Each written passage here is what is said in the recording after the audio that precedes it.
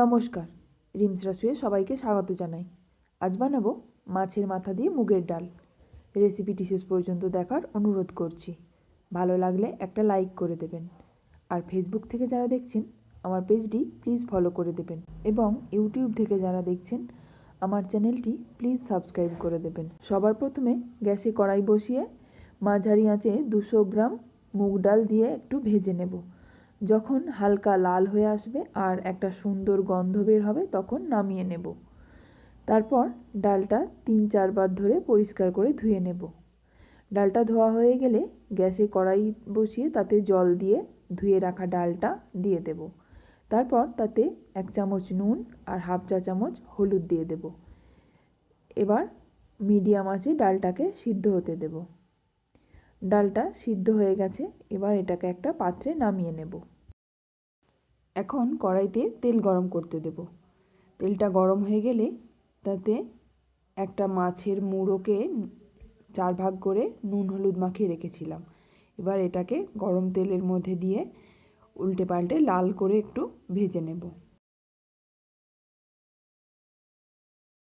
মুড়োগুলো ভেজে তুলে নেওয়ার পর যে তেলটা থাকবে ওই তেলের মধ্যে আরও একটু তেল দিয়ে এবার তাতে 2টো তেজপাতা, একটা শুকনো লঙ্কা, হাফ চা চামচ জিরে, 3টে ছোটো এলাচ, 3টে লবঙ্গ আর 2 টুকরো দারচিনি ফোড়ন দেব। ফোড়নটা একটু নাড়াচাড়া করে যখন সুন্দর গন্ধ বের হবে তাতে 3টে মিডিয়াম সাইজের কুচি করে রাখা পেঁয়াজ দিয়ে দেব। পেঁয়াজটা দিয়ে কিছুক্ষণ নেড়ে চেড়ে ভেজে নেব। পেঁয়াজটা যখন ভাজা হয়ে যাবে হাফ চা চামচ আদা বাটা, হাফ চা চামচ রসুন বাটা দিয়ে দেব। এবার পেঁয়াজ আর রসুন বাটাটা দিয়ে ভালো করে কষিয়ে নিতে হবে। যখন ভালো করে ভাজা হয়ে যাবে মশলাটা তাতে হাফ চা চামচ হলুদের গুঁড়ো দিয়ে দেব।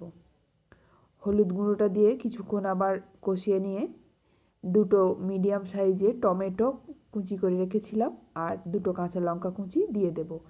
এবার একটু নেড়ে চেড়ে হাফ চা চামচ নুন দিয়ে দেব। যখন টমেটোটা একটু গলে আসবে তখন ভেজে রাখা মুড়োর টুকরোগুলো দিয়ে দেব। এবার মশলার সঙ্গে মুড়োটা একটু নেড়ে চেড়ে মিশিয়ে নিয়ে সিদ্ধ করে রাখা ডালটা দিয়ে দেব।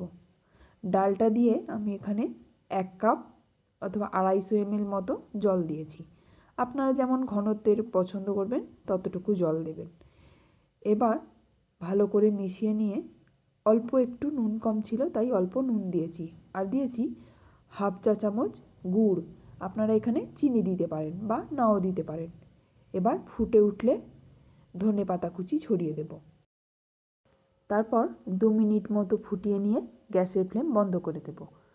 এবার এর মধ্যে হাফ চা চামচ ভাজা মশলা আর 1 চা চামচ ঘি দিয়ে দেব।